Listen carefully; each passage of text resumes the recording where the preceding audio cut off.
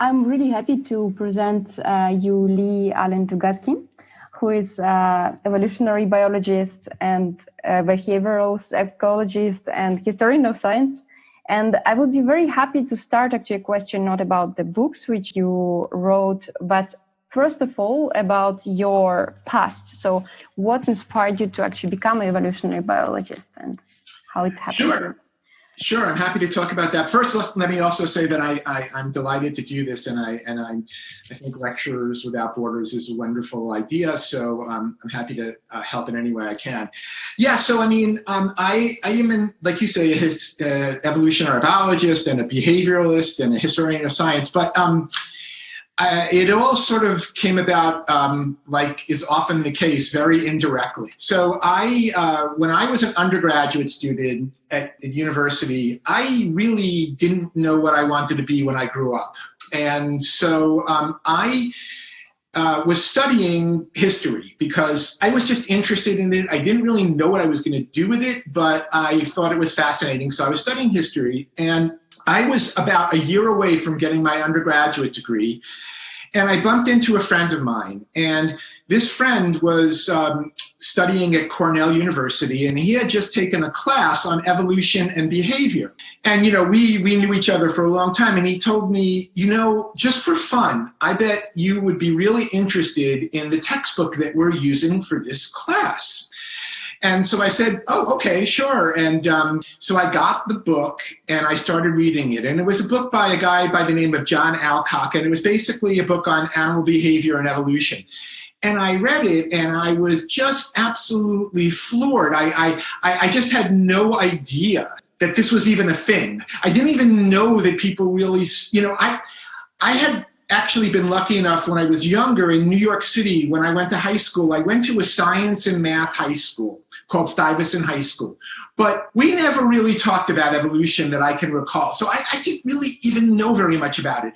I started reading this and I just was fascinated. So I started reading more and more on my own, and I really fell in love with the subject. And I was sort of in a difficult situation because I was like a year away from getting my degree in history, and now I really said, okay, this is something that I could see myself doing. So what I ended up doing was I finished my degree in history, but at the same time, I took as many classes as I could in evolution and behavior. And then when I actually got my undergraduate degree, I went back for a year before a graduate program, and I just took about 10 courses in biology. And that gave me enough of a background that I was accepted into a master's program in behavior and evolution.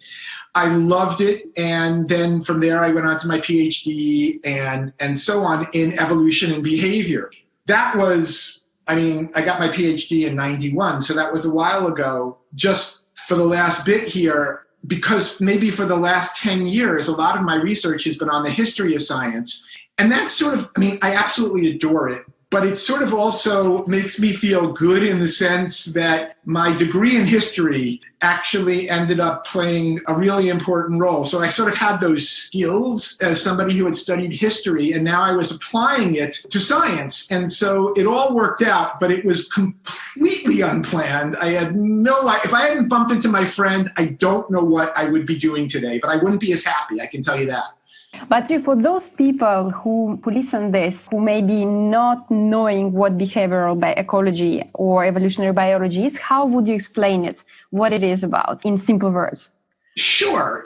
Well, of course, you know, evolution itself is sort of studying the history and diversity of life on the planet. In particular, this field called behavioral ecology is basically taking what evolutionary biologists do and just using it to understand behavior. So most of my work, for example, is on behavior in non-humans.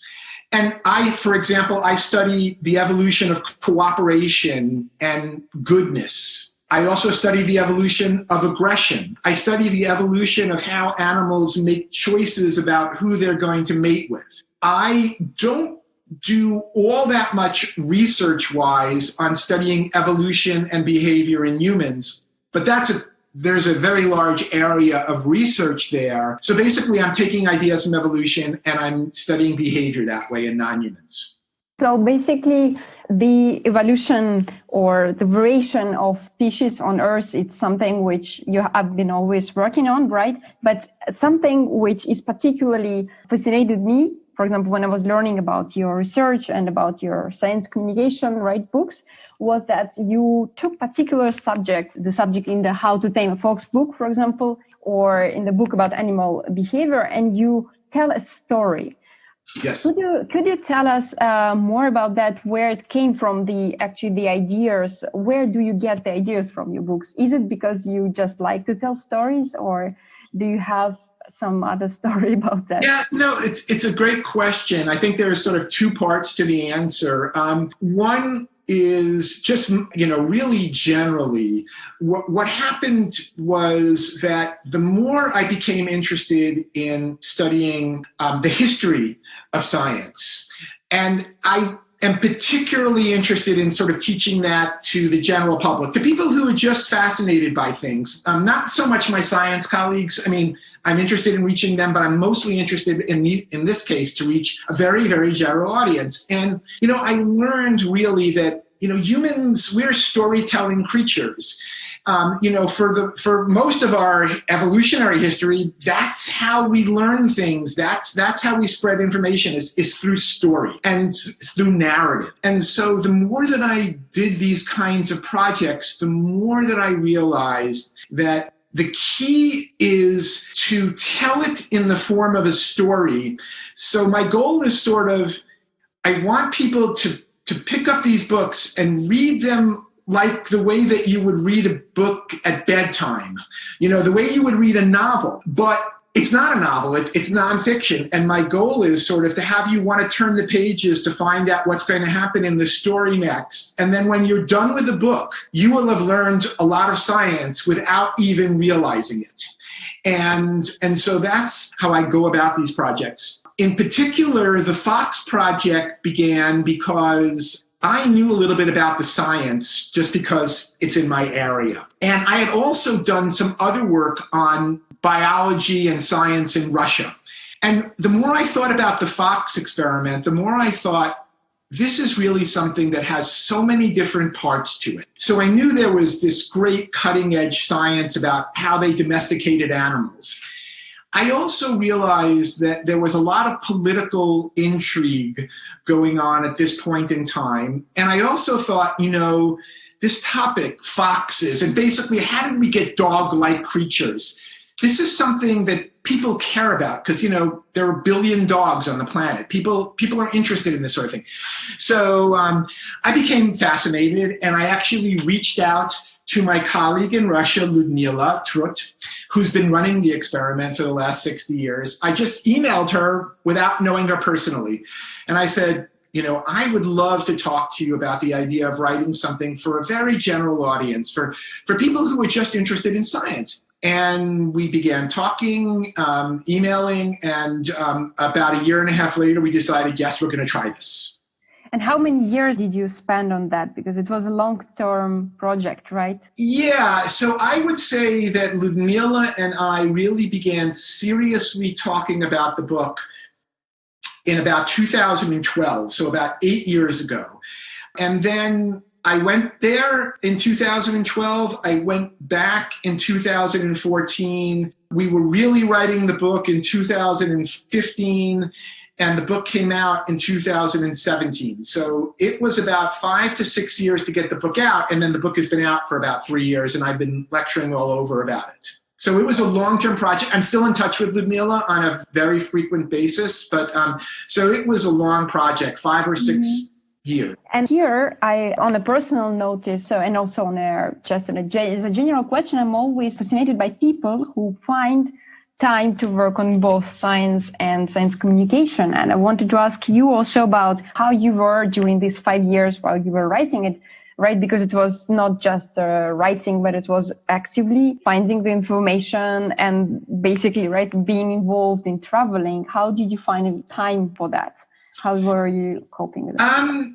Well, I mean, I'm at a university and I do some teaching, but, I teach one class a semester. And while writing the book, I was working on many other things, but I would say the Fox book was maybe the primary one. And so I would spend 3 or 4 hours every day at least, either reading or researching or writing. And then, I was very fortunate. My university was excited about me going to visit and spending time in Novosibirsk with Ludmila and the foxes. And so I just tried to budget my time and really focus on projects while, like everybody else, there are a bunch of other things I have to do. I just do my best. And I've been fortunate, again, my university has been very good. They, in addition to just going to Russia to research the book, they have been very, very nice about me traveling,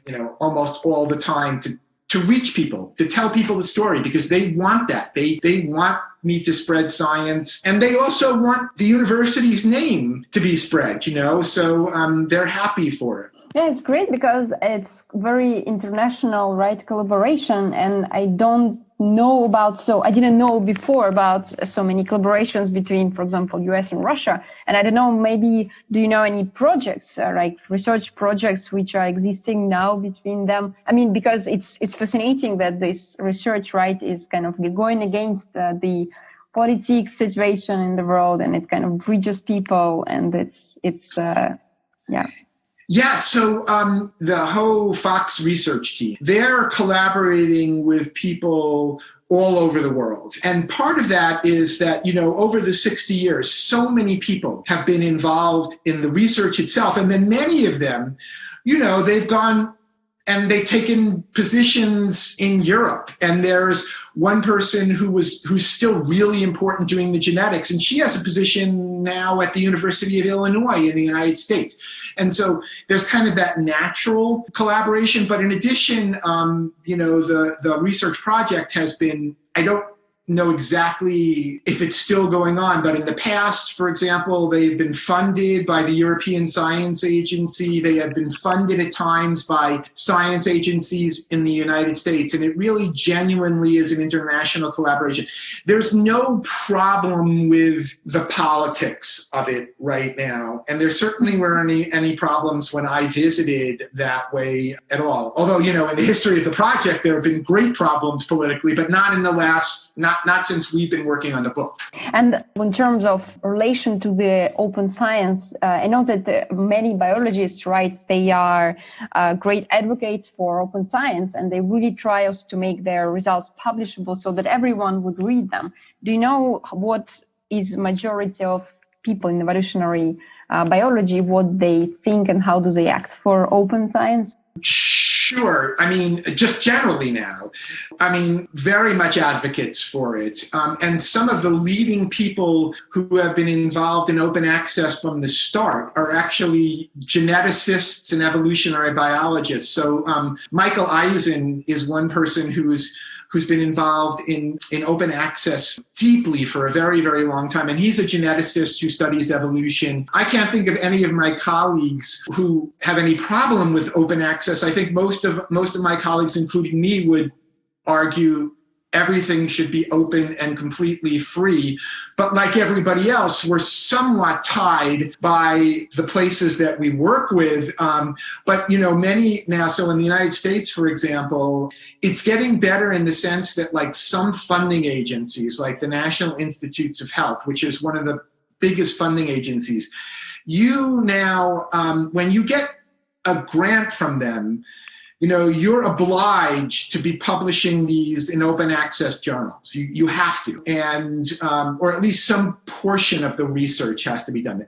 So within my area, people are completely behind open access, and certainly I am. And in the most general sense, that's the way I think of some of the books I'm writing, which is, sort of get this out to as many people as I possibly can. Mm-hmm. One of the reasons why I asked and kind of diverged more into this direction was because the institute where lecturers without borders are located, the Center of Research and Interdisciplinarity, they are advocating for open science, right? And when I entered there, it was the first time in my life that we were exposed to actually so many people involved into that. And at the same time, parallel to open science, there were a lot of discussions about science communication. And I think it's pretty much two aligned concepts, right? Because you are allowing accessibility to general public, also all resources.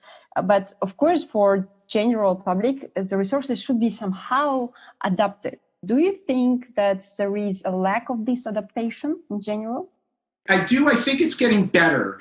But I think sort of historically, the problem has been that scientists have they've not been trained in how to do this until very recently. So historically, people have been trained to write and think and present in a very strict methodological way. Like you write, like the way that you write a science paper, you write an abstract, you write an introduction, you write the methods. That's also the way people think, and that's the way they talk when they give lectures, because most of the time it's to your colleagues, and that's fine. I think over the last decade or so, more and more scientists have realized that we cannot simply rely on science journalists to provide this information. Some science journalists are very, very good. So my colleague Carl Zimmer at the New York Times, he's fantastic. But a lot of people aren't. A lot of science journalists we can't rely strictly on them. And I think so people have realized, we need to learn how to do this. We need to think like this more. And I think that's true for scientists who are at my stage where we've been doing it for a while, but it's very, very true for graduate students and early on postdocs and early researchers. They sort of have grown up in a world where they understand social media and they understand that there's a lot of power to this ability to reach people. But it is something that is a skill. You cannot take everything that you've been taught as a scientist and immediately just say, oh, I'll just do that to the public. You have to learn how to translate what you're doing into a way that's important for the general public likes. And that's, to me, where storytelling and narrative is so important. But apart from storytelling, if you need to explain to general public or to students, for example, something which is very complex, what tools do you use for? Maybe you could come to some example where you were explaining something which is very complicated, like selection properties or, yeah. Yeah, sure. I have to say, I don't necessarily have some set of tools that I turn to do this, but I'm happy to give you maybe an example. And I think it's an interesting one because it's an idea that really is pretty simple, but it's one that just people have a really hard time with. It's not that it's mathematically complex. It's just, I think our brains have trouble processing this. So for example, in evolutionary biology, one of the major ideas is that natural selection helps us understand why organisms, animals, plants, microbes, humans, why we seem so well fit to the environments we live in. Why are we so well adapted to the world? And evolutionary biologists will tell you that it's because this process of natural selection is so powerful. And yet, people have a very, very difficult time understanding how natural selection works. And so when I'm explaining it to them, what I try and do is figure out what is it that makes this so difficult for people to understand when it seems to me to be so basic, and it's not technically complex. So in terms of natural selection, here's the thing, you can point to a million different examples of animals that are well adapted to their environment. So, why do polar bears have white skin when they live in these Arctic environments? Well, because if you match the environment, it's going to be hard for other things to find you. Let's get a bit, why are little rabbits white colored in the Arctic? Well, because if you're white colored, it's going to be hard for birds to pick you off against the snow. And so it's going to be safe. And in a sense, that's very obvious. But then you ask, okay, so how could this have happened over long periods of time? How did they evolve white fur? And the answer is that it's this process of natural selection. Lots of different variants. Some of them will make you better able to survive, and those will be favored by natural selection. The part of it that's really hard for people to understand is this: the process that produces all the variation. So, at the start, some rabbits were really white and some were darker and some were medium. And then the ones that were whiter produced more babies, and over time we got more and more white. But the process that produces white color and brown color and medium colors are new mutations that come into the population. And some of the mutations produce things that make you better able to survive, and some that make you things that are make you less likely to survive. The production of new variants is random. It's completely due to chance. But which ones survive and lead to producing more babies, that's not random. That's totally not random. And so the problem to get this idea across is that people tend to think the whole process is just chance and randomness. And how can that explain what you see around you? And so the idea is to show them how, yes, that plays a role, but it's a very small role, and it's everything that happens after that helps you understand why we're so well adapted to our environment. But then it means that better understanding the mutation process, which is connected to randomness, right? Help them to understand the natural selection. This is what basically would help them to understand the whole concept in general. Right. So the thing, I think, in terms of the general question of, how do you get across a really hard idea? So again, in our example, what I think you have to realize is that even though natural selection is not all that difficult, once you realize what's giving people trouble, and you realize that it's the randomness associated with mutation, then you have to step back and you have to say, okay, so how does mutation work? And you explain to them that it's this random process, and you explain some details. Okay, so here's different ways you can get mutation, but which one come about over time is purely chance.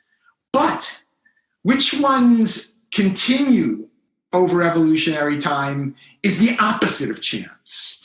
It's this process of natural selection.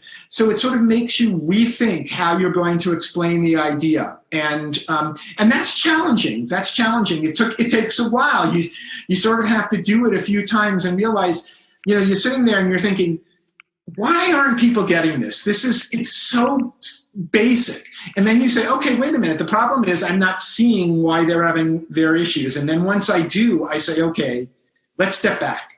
I think I get it. Here's what you're struggling with. Let's work through that and then go to natural selection.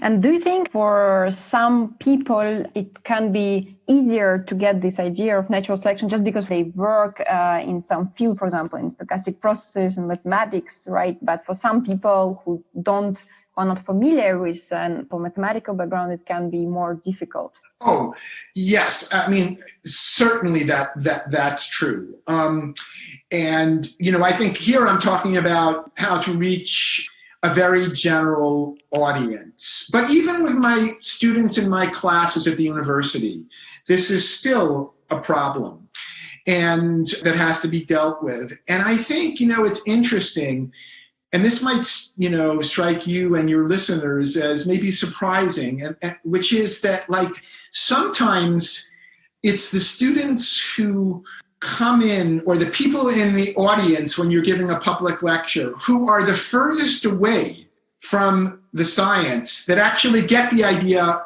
faster.